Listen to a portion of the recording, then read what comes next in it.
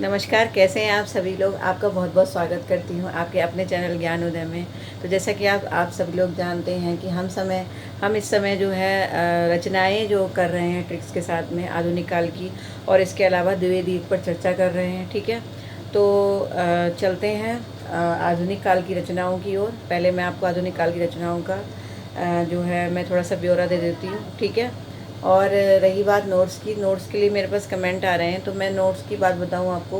Notes मैं लगातार बना रही हूँ, लेकिन मैं बार बार आपको कह रही हूँ कि मैं आपको इकट्ठे नोट्स नहीं दे पाऊँगी। रीतिकाल के नोट्स तैयार हैं, वो आप अगर आप चाहते हैं तो टेलीग्राम से जुड़कर उसकी जानकारी ले लीजिए और नोट्स ले लीजिए। ठीक है, और अगर आपको आगे और नोट्स चाहिए तो आधुनिक काल के और आदिकाल के नोट्स मैं तैयार कर रही हूँ। जब तैयार हो जाएंगे तो आपको इन्फॉर्म कर दूँगी टेलीग्राम पर, फिर आप ले लीजिएगा। ठीक है, तो फ़िलहाल तो हम चलते हैं। और देखिए, सबसे बड़ी बात ये है कि अगर आपके पास समय है तो आप वीडियो जो आप मेरे देखते हैं उनसे अपने नोट्स बनाते चलिए, उससे भी आपको काफ़ी फ़ायदा होगा।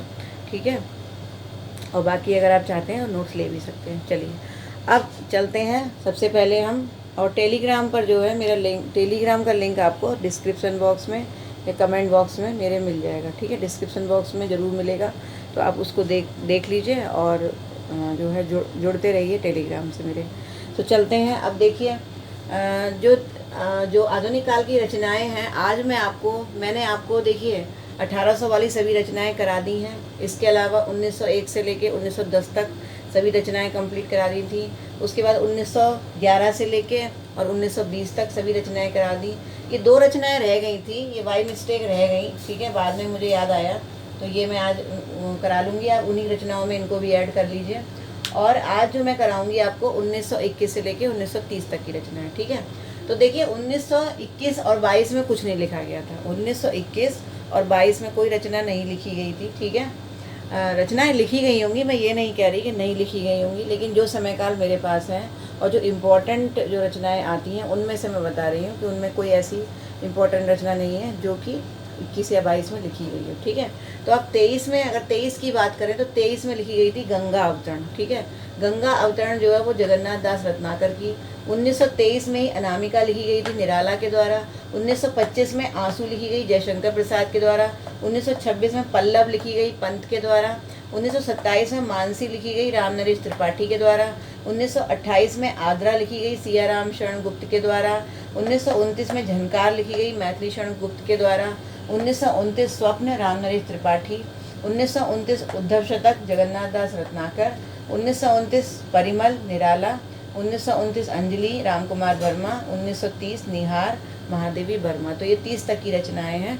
ठीक है, अगर आप एक मतलब 2 बार भी आप इस वीडियो को देख लेंगे तो मेरे ख्याल से आई थिंक आपको सन भी याद हो जाएंगे, किस प्रकाशन वर्ष में लिखी गई है, और इसके अलावा क्रम भी आपको कहीं ना कहीं लर्न हो जाएगा। तो चलते हैं।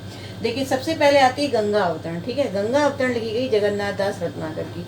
अब बात ये आती है कि आप इसको लर्न कैसे करेंगे। 1923 में लिखी गई थी, तो आप इतना ध्यान रखिए कि 21 और 22 में कुछ नहीं लिखा गया और 23 में गंगा अवतरण लिखी गई। ठीक है, तो इसको आप याद कैसे करेंगे। तो इसको याद करने की ट्रिक ये है कि गंगा, ठीक है, गंगा। ठीक है, तो देखिए, जब आप कभी आप गंगा नहाने जाते हैं, ठीक है, तो आप क्या करते हैं, एक जग ले जाते हैं साथ में। जब भी आप गंगा नहाने जाते हैं, आप ऐसी इमेज बनाइए कि जब आप गंगा नहाने जाते हैं तो एक जग साथ में ले जाते हैं और अपने जग में क्या करते हैं, गंगा का पानी इकट्ठा कर लेते हैं। ठीक है, बहुत सारे लोग होते हैं जो अपने कंटेनर ले जाते हैं, कंटेनर में लेकर आते हैं, प्लास्टिक के कंटेनर होते हैं, उनमें गंगा जी का पानी लेकर आते हैं, अपने घरों में सुरक्षित रखते हैं, पूजा पाठ के काम में लेते हैं। तो आप जब गंगा जी नहाने गए तो आप क्या लेकर गए, जग लेकर गए, और जग में क्या इकट्ठी कर लाए, गंगा का पानी। ठीक है, तो गंगा का पानी किस में इकट्ठे किया, जग में। तो जग से आपको जगन्नाथ रत्नाकर अपने आप याद आ जाएगा। ठीक है, उसके बाद फिर आगे चलते हैं। फिर है अनामिका। अनामिका जो है वो निराला की लिखी गई थी। ठीक है, अब अनामिका निराला की लिखी गई थी, इसको आप कैसे लर्न करेंगे। आप ऐसे सोचिए कि अनामिका निराली होती है। अनामिका निराली होती, क्यों निराली होती है, पहले मैं आपको ये बताऊं कि अनामिका होता क्या है। अनामिका जो हमारी ये वाली जो फिंगर होती है, ये वाली, उसको हम अनामिका बोलते हैं। ठीक है, तो जो हार्ट रिंग होती है, आप जानते ही होंगे। ठीक है, तो हार्ट रिंग जिसमें जो है एंगेजमेंट की रिंग पहनाई जाती है, तो वो क्या है, हमारी हार्ट रिंग होती है। तो आप ये बताइए, अनामिका कैसी होती है, हार्ट रिंग होती है। और जब ये हमारी हार्ट रिंग है, ठीक है, हमारा शुभ काम होता है, जब भी कुछ मतलब हार्ट से जुड़ी हुई चीज़ें जो होती हैं वो इस उंगली से रिलेटेड होती हैं। एक्चुअली साइंटिफिक इसका जो कॉज है वो ये है कि जो अनामिका होती है उसमें से एक नर्व जाती है, वो सीधे कहाँ जाती है, हमारे हार्ट को जाती है। ठीक है, जो एक्यूपंक्चर एक्यूप्रेशर वाले जितने भी डॉक्टर्स होते हैं, वो जब हार्ट के जितने मरीज होते हैं, जितने पेशेंट होते हैं, उनको इस रिंग को दबाने के लिए बोलते हैं। ठीक है, इस रिंग को दबाने के लिए बोलते हैं, वो सॉरी इस फिंगर को दबाने के लिए बोलते हैं। क्यों? क्योंकि इससे असर होता है हार्ट पर। तो ये हार्ट रिंग होती है। ठीक है, अब देखिए जब ये हार्ट रिंग है तो हार्ट हमारे हृदय, जो हमारा हृदय वो सारे काम हमारी पंपिंग करता है ब्लड की। तो यानी ये जो अनामिका है ये कैसी है, निराली है ना भाई, निराली तो है ही, हमारी हार्ट रिंग है ना। सगाई की अंगूठी भी इसमें भी पहनाई गई थी। ठीक है, तो इसका मतलब ये निराली रिंग होती है। अनामिका कैसी होती है, निराली। तो अनामिका किसने लिखी, निराला ने। ठीक है, आप इस तरह लर्न कर सकते हैं।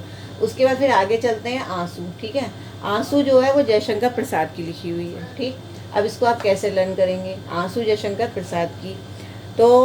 तो देखिए जयशंकर प्रसाद के नाम में जयशंकर आता है, तो जयशंकर जयशंकर जयशंकर कौन करता है, जयशंकर वो करता है जो भगवान का जो शंकर का भक्त होता है। ठीक है, और जो भक्त होते हैं वो इतने लीन हो जाते हैं भक्ति में कि जब वो बार बार जयशंकर नाम जब पुकारते हैं भगवान का, तो शंकर उन्हें दर्शन देते हैं और उनकी आंखों से भगवान को देखकर आंसू निकल आते हैं। मतलब जो वास्तव में भगवान के सच्चे भक्त होते हैं वो भगवान की भक्ति में इतने लीन हो जाते हैं कि उनके आंसू निकल आते हैं। इतने ज़्यादा गहराई से जो है वो भाव, मतलब उनकी भावना गहरी भक्ति होती है कि उनके आंसू निकल आते हैं। तो सीधी सी बात है कि जो जयशंकर करेगा, जो शंकर का भक्त होगा, उसके आंसू तो निकल ही आएंगे। ठीक है, क्योंकि गहरी भक्ति भावना है, उसकी भावनाओं से हृदय से जुड़ी हुई है। ठीक है, ये भक्ति जो है, तो इसलिए आंसू उसी के निकलेंगे जो जयशंकर बोलेगा। ठीक है, अब इसके बाद आगे चलते हैं। फिर है पल्लव, और पल्लव लिखी हुई है पंत की। ठीक है, पल्लव किसकी लिखी हुई है, पंत की। तो देखिए जो पल्लव शब्द है, ठीक है, ये पल्लव जो शब्द है, इस पल्लव शब्द में से आप प और ला ये हटा दीजिए। अब क्या बन गया, लब बन गया। अब क्या बन गया, लब बन गया।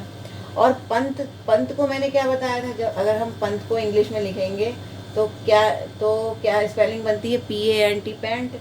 और लव को लिखेंगे तो ये क्या बनती है, LOVE लव। तो आपको लगता नहीं है कि पैंट भी जो है, पैंट एक विदेशी, आपको मालूम है पैंट जो है वो एक विदेशी कॉस्ट्यूम है। ठीक है, विदेशी ड्रेस है, हमारे इंडिया की नहीं है वो। ठीक है, वो क्या है, विदेशी परिधान है। ठीक, ये आप सभी लोग जानते होंगे, हमारे यहाँ धोती कुर्ता लोग पहना करते थे। तो पैंट क्या है, पैंट यानी पंत। पैंट जो है वो एक विदेशी परिधान है। और लव क्या है, ये भी एक विदेशी शब्द है। भाई हमारे यहाँ तो लव को प्रेम बोलते हैं, प्यार बोलते हैं, लेकिन ये लव जो है ये एक विदेशी शब्द है, इंग्लिश का शब्द है। तो भाई लव भी क्या है, लव भी विदेशी है, और पंत यानी पैंट भी क्या है, विदेशी है। तो दोनों विदेशी चीज़ें मिल गई ना। तो पल्लव जैसे ही अगर एग्जाम में आता है तो लव से आपको पैंट अपने आप याद आ जाएगी। ठीक है, फिर आगे चलते हैं। उसके बाद है मानसी। मानसी जो है राम नरेश त्रिपाठी की लिखी हुई है। तो मानसी में अगर आप सी हटा देंगे, ठीक है, तो क्या बन गया, मान। और देखिए मान सम्मान किसे मिलता है, मान सम्मान उसी को मिलता है जो नरेश होता है। एक तो राम है, यानी एक तो भगवान ही है, ऊपर से नरेश भी है। ठीक है, एक तो राम है और ऊपर से राजा भी है, नरेश भी है। तो जो राम भी होगा, एक तो भगवान होगा, ऊपर से वो नरेश भी होगा, राजा भी होगा, तो सभी उसका मान सम्मान करेंगे ना। तो जहाँ पर मान सम्मान होगा, किसका मान सम्मान होगा, राम का भी होगा और नरेश का भी होगा। तो राम नरेश त्रिपाठी का क्या हो गया, मान सी। ठीक, उसके बाद फिर आगे चलते हैं। उसके बाद है आद्रा। आद्रा जो है वो सियाराम शरण गुप्त की है। ठीक है, अब इसको आप कैसे लर्न करेंगे। ठीक है, देखिए सियाराम, आप आद्रा याद मत करिए, आप आद्रा को क्या कर लीजिए, आधा कर लीजिए। ठीक है, आप धा कर लीजिए, यहाँ पर आप धा लिख लीजिए। ठीक है, आद्रा की जगह आधा कर लीजिए। ठीक है, अब देखिए सियाराम, अब सियाराम, सिया और राम, एक मिनट रुकिए, मार्कर नहीं चल रहा है। तो देखिए सियाराम ये एक शब्द है। ठीक है, सिया और राम दोनों एक ही तो होते हैं, आपको मालूम है। सिया और राम, जहाँ राम है वहाँ सिया है, और जहाँ सिया है वहाँ राम है। तो सिया और राम मिलकर एक ही तो होते हैं। ठीक है, तो इसका मतलब जो सिया है वो आधा हो गया और राम क्या हो गया, आधा हो गया। तो आधा सिया और आधा राम, दोनों आधे आधे मिले तो क्या बन गया, एक मिल गया। ठीक है, तो सिया राम एक होते हैं, यानी राम और सिया। जैसे राधा कृष्ण ये मानते हैं कि जहाँ राधा है वहाँ कृष्ण है, यानी राधा और कृष्ण को एक माना जाता है, तो सिया राम को भी एक माना जाता है। तो अगर हम इनको तोड़ देंगे, मतलब सिया अलग और राम अलग, तो आधा आधा तो हो जाएगा। ठीक है, तो आप ऐसे याद कर लिए कि सिया आधा और राम आधा, तो आधा यानी आद्रा, ठीक है। इस तरह से आप लर्न कर लीजिए। उसके बाद फिर आगे चलते हैं झनकार। झनकार जो ये मैथिली शरण गुप्त की थी। अब देखिए थोड़ी फनी सी ट्रिक है। आप ये बताइए, मैंने मैथिली शरण गुप्त की जितनी भी रचनाएं बताई हैं सब मेथी से ही बताई हैं, ठीक है। मेथी के बारे में सब लोग जानते हैं, इसीलिए मैंने बताई हैं। तो अब आप देखिए, मैथिली शरण गुप्त को मेथी बहुत पसंद थी, मैंने आपको बताया। तो मैथिली शरण गुप्त को मेथी इतनी ज़्यादा अच्छी लगती थी कि जब मैथिली शरण गुप्त कहीं घूमने जाते थे तो अपनी कार में वो मेथी रख लिया करते थे, ठीक है। क्योंकि वो कहीं किसी के यहाँ भी जाते थे, अपनी नाते रिश्तेदारी में या कहीं भी घूमने जाते थे, तो उनको मेथी के अलावा कुछ पसंद नहीं था। तो वही कहते थे कि मुझे कुछ अगर मतलब कुछ खाना पड़ा बाहर जा कर के तो मैं जो है मेथी ज़रूर खाता हूँ, उन्हें पता था। और मेथी मान लो नहीं मिली तो इसलिए जब भी वो जाते थे अपनी कार में मेथी रख लिया करते थे, ठीक है। तो झनकार से आप कार निकालिए और कार में क्या रखते थे? मेथी रखते थे। कौन रखते थे? मैथिली शरण गुप्त, क्योंकि उन्हें मेथी बहुत पसंद थी, ठीक है।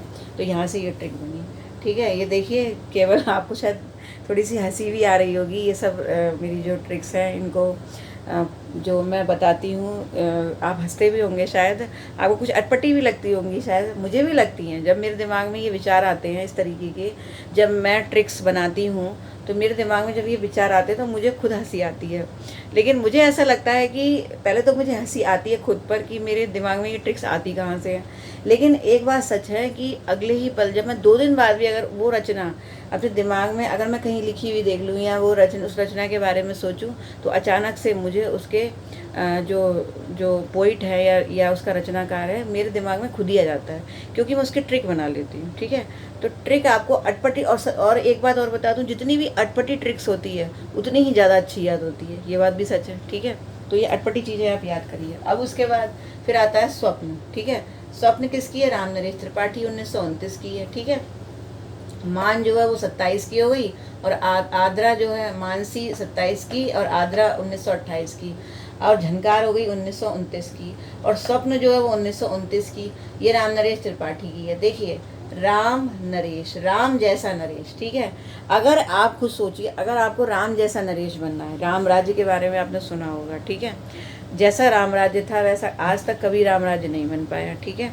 तो राम राज्य, अगर आपने राम जैसा नरेश अगर आप बनना चाहते हैं तो ये क्या एक स्वप्न ही है, ठीक है। हर व्यक्ति का स्वप्न होता है कि वो राम जैसा नरेश बने, राम जैसा राजा बने, ठीक है।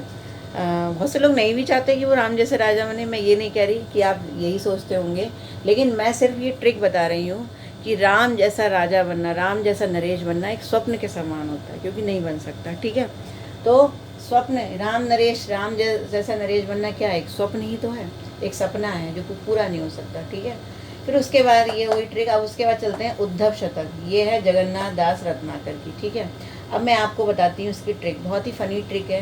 देखिए, उद्धव, पहले तो आपको ये पता होगा कि उद्धव कौन थे, ठीक है। उद्धव जो है, जो गोपियों के पास आए थे भक्ति का संदेश लेकर के, ज्ञान का संदेश लेकर के, लेकिन वो प्रेम के आगे हार गए थे। उद्धव के बारे में आपने सुना ही होगा, है ना। सूरदास ने बहुत कुछ लिखा उद्धव के बारे में।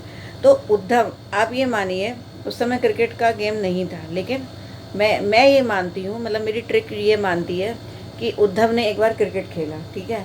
तो जब उद्धव ने क्रिकेट खेला तो उद्धव से लग गया शतक, मतलब सेंचुरी मार दी, ठीक है। जब उद्धव गोपियों के पास आते हैं तो गोपियों से कहते हैं कि आओ चलो क्रिकेट खेलते हैं, ठीक है। तो जब उद्धव क्रिकेट खेलते हैं और गोपियाँ बॉलिंग करती हैं तो उद्धव मार देते हैं क्या? सेंचुरी, ठीक है। तो उद्धव ने लगाया शतक। तो उद्धव ने जब शतक लगाया है तो गोपियाँ क्या करती हैं? रत्नों की बारिश करती हैं, इतनी खुश हो जाती हैं कि भाई क्या बात है, कितना अच्छा क्रिकेटर है, ठीक है।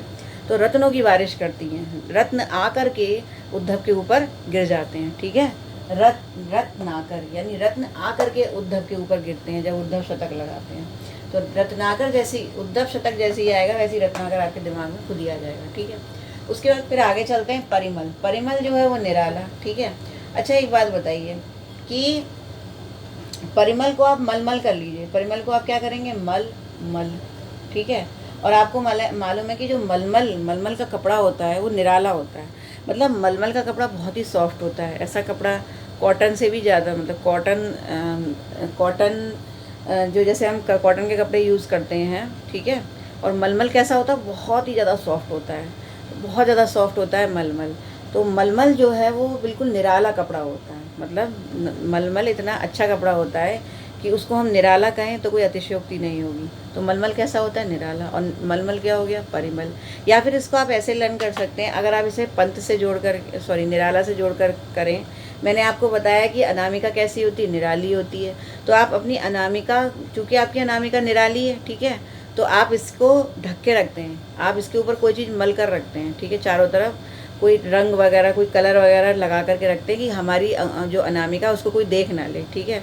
तो अनामिका को आपने मल दिया, तो इससे आपको क्या होगा कि आपको परिमल और अनामिका दोनों रचनाएं एक साथ याद हो जाएंगी, ठीक है, जो निराला की हैं। लेकिन जो ट्रिक मैंने पहले बताई थी वो भी आप इस्तेमाल कर सकते हैं, ठीक है।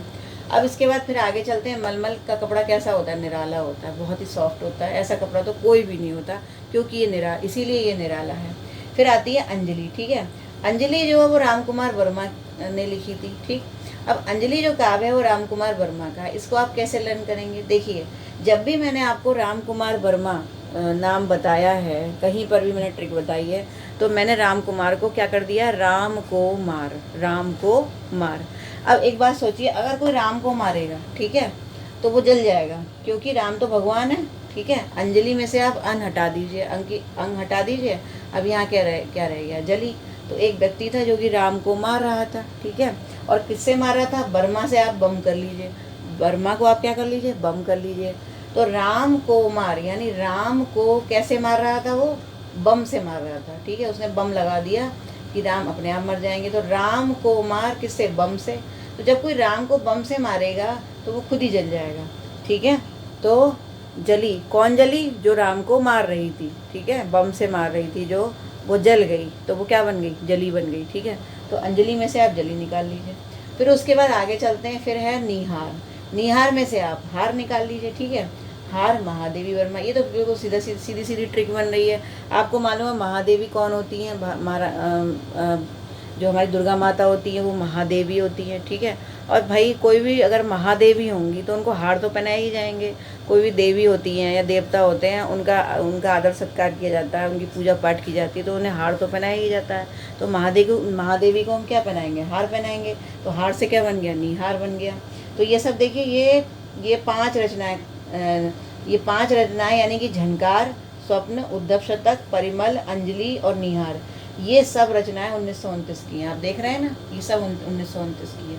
तो इस तरह से आज मैंने आपको 1921 से लेके 1930 तक की सभी रचनाएं बता दी हैं, ठीक है।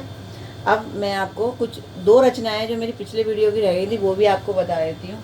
देखिए, जो मैंने 1911 से लेकर और 1920 तक की रचनाएं जो मैंने बताई थी, उनमें ये 2 रचनाएं रह गई थी। आप प्लीज़ ऐड जरूर कर लीजिएगा। आप 16 के नीचे 17 लगाइएगा, ठीक है। 1916 वाली, 15-16 वाली जो रचनाएं हैं उसके नीचे 1917 लगा लीजिए, और 20 वाली 20 के आसपास लगाइएगा। तो देखिए, 1917 में मिलन लिखी और 1920 में पथिक लिखी। किसने लिखी? राम नरेश त्रिपाठी ने, ठीक है। तो आप इसको कैसे लर्न करेंगे? इसको लर्न करने का तरीका ये है कि त्रिपाठी, देखिए त्रिपाठी कौन होते हैं? जो 3 बार पाठों को पढ़ते हैं, मतलब तीनों पाठ उन्हें याद होते हैं, वो त्रिपाठी होते हैं। और देखिए, राम नरेश कौन थे? आपको मालूम है, राम तो जो है वो पुराणों, मतलब वेदों, पुराणों, उपनिषदों के ज्ञाता थे राम, ठीक है। तो राम किससे मिलते हैं? हमेशा त्रिपाठियों से, ठीक है। राम जो होते हैं वो हमेशा किससे मिलते हैं? त्रिपाठी से, क्योंकि त्रिपाठी कौन होते हैं? जो तीनों चीज़ें पढ़े होते हैं, है ना, उपनिषद भी पढ़े होते हैं, पुराण भी पढ़े होते हैं उन्होंने, वेद भी पढ़े होते हैं, ठीक है। वेद, पुराण, उपनिषद वगैरह, मतलब जो भी आप 3 चीज़ें लगा लीजिए, कोई भी, ठीक है। हालांकि वेदों से ही सब चीज़ें रिलेटेड होती हैं। तो तीन चीज़ें जो पढ़ा है वो त्रिपाठी है। और राम कैसे है? राम भी सब कुछ पढ़े हुए हैं, ठीक है, वो तो वेदों के ज्ञाता थे। तो राम नरेश, यानी राम नाम के जो नरेश थे, राम एक राजा थे, तो हमेशा वो किन से कांटेक्ट रखते थे, किन से मिलते थे, किन से मिलन करते थे? त्रिपाठी से, ठीक है। क्योंकि भाई कहते हैं ना कि जो विद्वान व्यक्ति होता है वो विद्वान से मिलता है हमेशा। तो राम का मिलन किससे होता था? त्रिपाठी से होता था, ठीक है। और राम त्रिपाठी से कहते थे कि भाई चलो चलते हैं, थोड़ा सा शास्त्रार्थ कर लेते हैं। रास्ते में जाते थे उनके साथ, बातें करते हुए, शास्त्रार्थ करते हुए, उनसे तरह तरह की बातें सीखते थे, अपनी बातें उन्हें बताते थे त्रिपाठी से, ठीक है। तो जब वो जाते थे तो उनका जो, उन्हें रास्ता इतना अच्छा लगता था कि वो इतनी आगे तक चले जाते थे, और चलते चलते क्या हो जाते थे? पथिक बन जाते थे। पथिक का मतलब क्या हुआ? पथिक। पथिक का मतलब क्या होता है? जो पथ पर चलता है वो पथिक है, ठीक है। तो यहाँ से आप या तो आप ऐसे याद कर लीजिए कि त्रिपाठी से मिलते थे और उनके साथ चले जाते थे तो पथिक बन जाते थे, या फिर आप इसको ऐसे कर लीजिए कि चलते चलते थक जाते थे, चलते चलते थक जाते थे। तो जब चलते चलते वो थक जाते थे तो वो क्या बन जाते थे? थक। थक का मतलब थक में आप पा और छोटी की मात्रा लगाएंगे तो पथिक बन जाएगा। तो पथिक शब्द में से थक आप निकाल लीजिए, तो यहाँ से राम नरेश त्रिपाठी आ जाएंगे, ठीक है। तो कौन थक गए? राम नरेश थक गए, जो कि त्रिपाठी के साथ जा रहे थे, तो वो पथिक भी बन गए और इसके अलावा वो मिलन उन्होंने किया त्रिपाठी से। तो इस तरह से ये जो रचनाएं हैं ये मैंने आपको बताई हैं। अब नेक्स्ट वीडियो में मैं आपको 1931 से लेके 1940 तक की रचनाएं बताऊंगी, ठीक है।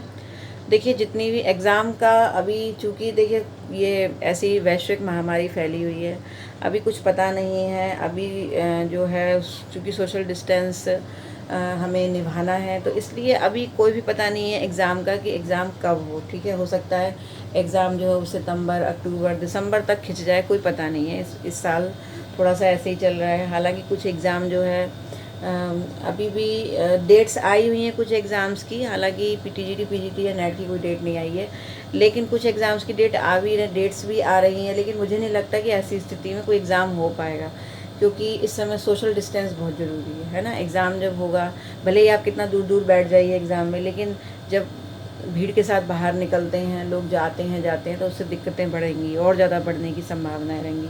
तो एग्ज़ाम इतना ज़रूरी नहीं है, जान अपनी बचाना ज़्यादा ज़रूरी है ना। तो एग्ज़ाम का अभी कुछ पता नहीं है कि कब तक होंगे, लेकिन मैं ये सोच रही हूँ कि एग्ज़ाम कभी भी आए, लेकिन जब तक एग्ज़ाम नहीं आ रहा है अभी तक, तब तक मैं लगातार आपको ट्रिक्स जो है लगातार करवाती रहूँ। जितनी हो सकती है उतनी ट्रिक्स मैं करवाऊँ।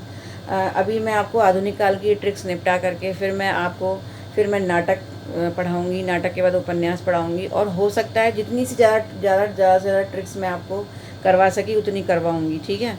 और जितनी भी इस महत्वपूर्ण तथ्य हैं, सभी जितने भी टॉपिक्स हैं सबसे रिलेटेड, वो साथ साथ करवाती चलूँगी। तो आप समझ लीजिए कि आपका, वैसे तो देखिए मैंने मेरे चैनल पर अगर आप देखेंगे तो मैंने आपको ऑन द पेपर पढ़ाया है भले ही, और कुछ लाइव क्लासेस वगैरह भी ली थी जब मैंने पहले आपको पढ़ाया था।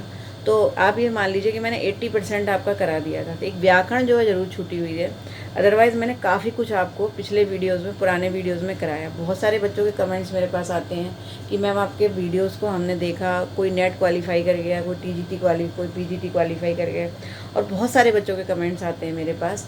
तो वो कर गए, पुराने वीडियोस देखकर ही उन्होंने किया है, ठीक है। अपनी भी मेहनत की और मेरे पुराने वीडियोस देखे, उनकी खुद की भी मेहनत है। तो अगर देखिए, अगर मैं धीरे धीरे लेकर चल रही हूँ चीज़ों को, मैं ये सोच रही हूँ कि आपको डीपली पढ़ा दूँ एक बार, भले ही धीरे धीरे वो चीज़ें चलें, ठीक है, लेकिन मैं आपको एक बार डीपली पढ़ा दूँगी, सारी रचनाओं की ट्रिक्स बताती चलूँगी। मैं एग्ज़ाम का इंतज़ार नहीं कर रही हूँ, मैं सिर्फ ये सोच रही हूँ कि जितना ज़्यादा हो सकता है आपको डीपली पढ़ाऊँ, आपको चीज़ें याद होती जाएँ, ठीक है। मतलब आपको उठाने की ज़रूरत ना पड़े रचनाओं को, रचनाएँ ऐसे आपको रट जाए बिल्कुल, ठीक है। तो ये मैं चाहती हूँ। और टीजीटी हो चाहे पीजीटी, कोई भी एग्ज़ाम हो, आप हर एग्ज़ाम को क्वालिफाई करने के लिए सक्षम हो। आप कहीं का कोई भी एग्ज़ाम भरिए, चाहे DSSB पर आप डालिए, चाहे यूपी का एग्ज़ाम डालिए, चाहे आप किसी और स्टेट का एग्ज़ाम डालिए, कहीं भी जाइए आप, तो आपको इन रचनाओं का सामना तो करना ही पड़ेगा, ठीक है। तो ये अगर आपको याद होंगी तो आपको बहुत हेल्प मिल जाएगी, ठीक है। और बाकी महत्वपूर्ण तथ्य मैं साथ साथ करवा रही हूँ, नोट्स भी तैयार कर रही हूँ। तो मैं ये चाहती हूँ कि ज़्यादा से ज़्यादा मैं आपको ये सभी रचनाएं करवा दूँ, जैसे कि मेरे पास कमेंट्स भी आ रहे हैं, तो आप रचनाएं करते चलिए, बाकी मैं करवा ही रही हूँ, ठीक है। और देखते हैं, अभी कोई डेट वगैरह है नहीं, लगातार हम करते जाते हैं, जहाँ जितना हो सकता है उतना ज़रूर करेंगे। और जो विधाएँ हैं, मैं विधाओं के बारे में अगर आपसे मैं कहूँ तो विधाओं के बारे में मैं ये सोच रही हूँ कि विधाएँ जितनी भी हैं सब, अब देखिए आधुनिक काल के बाद अब विधाएँ ही शुरू हो जाएंगी, ठीक है। तो विधाएँ मैं करवाऊँगी, लेकिन विधाएँ और काव्यशास्त्र में दोनों साथ साथ लेकर चलूँगी, ठीक है। जैसे एक टॉपिक मैंने काव्यशास्त्र का करवा दिया, एक मतलब हफ्ते में 2 या 3 दिन में काव्यशास्त्र की क्लास भी एक लूँगी, और साथ साथ मैं आपको विधाओं के वीडियोस देते चलूँगी, क्योंकि काव्यशास्त्र जो एक अलग टॉपिक है और विधाएं अलग टॉपिक है, तो आप कंफ्यूज हो ही नहीं सकते दोनों में, ठीक है। तो उसमें कोई कंफ्यूज होने का सवाल नहीं है। अब अगर मैं हिंदी साहित्य का इतिहास और विधाएं आपको एक साथ पढ़ाऊँ तो आप डेफिनेट रचनाओं में कंफ्यूज हो जाएंगे, ठीक है। तो इसलिए काव्यशास्त्र के वीडियोज़ में थोड़े थोड़े साथ साथ देती जाऊँगी, और बाकी आपकी विधाएँ चलती रहेंगी, ठीक है। तो तो आलोचना तक सभी विधाएं मैं बिल्कुल कंप्लीट करवाने के मूड में हूँ। अब बाकी देखते हैं कि एग्ज़ाम कब डेट आती है, तो उसके हिसाब से थोड़ा सा फिर बाद में मूड भी करना पड़ेगा, ठीक है। फिर कोर्स को थोड़ा सा आगे भगाना है, तो फिर मैं महत्वपूर्ण तथ्य बताऊंगी और ट्रिक्स को रोक दूंगी। फिर यही करूंगी अगर एग्ज़ाम आ जाता है, ठीक है। फिर तथ्यों पर आधारित करेंगे, लेकिन जहाँ तक हो सकता है मैं ये सोच रही हूँ कि मैं आपको ज़्यादा से ज़्यादा ट्रिक्स करवाऊँ, ठीक है। ट्रिक्स और महत्वपूर्ण तथ्य दोनों लेकर के चलूँ, जिससे ज़्यादा से ज़्यादा आपका हो जाए। तो व्याकरण आप देख लीजिए, व्याकरण मैं नहीं करवा पाऊँगी। मुझे नहीं लगता कि अगर मैं इतना डीपली पढ़ाऊँगी और इतने एक्स्ट्रा वीडियोज़ आपको दूँगी तो व्याकरण हो पाएगी। आप खुद अगर प्लीज़ अगर आप देख लीजिए, व्याकरण अगर कर सकते हैं तो ज़रूर कर लीजिए। लेकिन कोशिश करूँगी कि हिंदी साहित्य जो है और हिंदी भाषा, ठीक है, जनसंचार ये सब भी आता है DSSB के पेपर में, जनसंचार पत्रिकाएं वगैरह प्रेस पर क्वेश्चंस आते हैं, तो ये सब मैं ज़रूर करवाऊँगी आपको। व्याकरण मैं इसलिए अभी छोड़ रही हूँ क्योंकि व्याकरण, और ऐसा नहीं कि मैं व्याकरण नहीं पढ़ाऊँगी, जब ये कंप्लीट हो जाएगा तो व्याकरण ही स्टार्ट करूँगी। और व्याकरण में ऐसी पढ़ाऊँगी आपको, बहुत डीपली पढ़ाऊँगी कि बिल्कुल बहुत अच्छे से हो जाएगी तैयार, ठीक है। लेकिन अभी जो चीज़ पढ़ रहे हैं उसको ढंग से पढ़ लेते हैं, ठीक है। तो अगर आपको ये वीडियो पसंद आया और आपको सच में रचनाएं याद हो रही हैं, आप प्लीज़ सभी लोग मुझे कमेंट जरूर किया करिए। देखिए कमेंट से क्या होता है, जब आप कमेंट करते हैं ना तो अंदर से एक खुशी होती है, और कमेंट जब आता है तो ये पढ़ करके ये लगता है कि सच में हमारी मेहनत सफल हो रही है, ठीक है। हमारे बच्चे सच में कुछ ना कुछ सीख रहे हैं। और देखिए बहुत से लोग ऐसे होते हैं जिन्हें ये ट्रिक्स पसंद नहीं होती, बहुत से ऐसे भी लोग होते हैं जिन्हें ये ट्रिक्स बेकार की चीज़ें लगती हैं। तो मैं, ये कोई ज़बरदस्ती वाली चीज़ नहीं है कि आप ट्रिक्स से ही याद करिए। अगर आपको वैसे याद हो जाता है ये तो और अच्छी बात है कि आप वैसे ही इतने माइंडेड हैं कि आप खुद कर सकते हैं।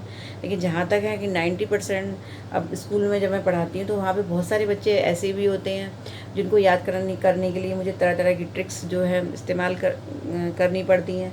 साइंस जब मैं पढ़ाती हूँ, और बहुत से ऐसे भी हैं स्टूडेंट्स जो कि जिन्हें कोई ट्रिक की ज़रूरत नहीं है, ठीक है, वो याद भी कर लेते हैं। लेकिन चूंकि हिंदी साहित्य एक ऐसा इतना सागर है भरा हुआ, उसमें इतनी रचनाएं हैं, इनके लिए तो बड़ी कंफ्यूजिंग चीज़ है, ठीक है। तो इसके लिए ये सब मुझे करना होगा, और मैं चाहती हूँ कि मैं ऐसा करवा दूँ कि डेफिनेट आपका सिलेक्शन हो जाए, ठीक है। तो इसलिए आप प्लीज़ मेरा साथ देते रहिए, मुझे कमेंट ज़रूर किया करिए, लाइक ज़रूर करिए। अगर आपको सच में अच्छा लगता है तो ज़रूर कीजिए, नहीं अच्छा लगता तो मत कीजिए, ठीक है। मैं कोई ऐसा नहीं है कि कोई ज़बरदस्ती वाली बात है, तो आप कर सकते हैं। अगर आपको थोड़ा सा भी अच्छा लगे तो आप ज़रूर कीजिए। कोई भी कमी हो, कोई सलाह हो तो आप मुझे वो भी दीजिए। और टेलीग्राम से जुड़ जाएंगे तो आपको बहुत सारी चीज़ें निःशुल्क भी प्राप्त होती रहेंगी, आपका उसमें फ़ायदा है, ठीक है। और बाकी नोट्स मैं धीरे धीरे आपको बना रही हूँ, मैं आपको दे दूँगी, ठीक है। तो इस तरह से हम अपनी स्ट्रेटजी लेके चलते हैं, ठीक है। वीडियो कुछ ज़्यादा ही लंबा हो गया, सॉरी। तो फिर मैं फिर से मिलती हूँ आपको नेक्स्ट वीडियो में, ठीक है। तब तक की अलविदा, नमस्कार।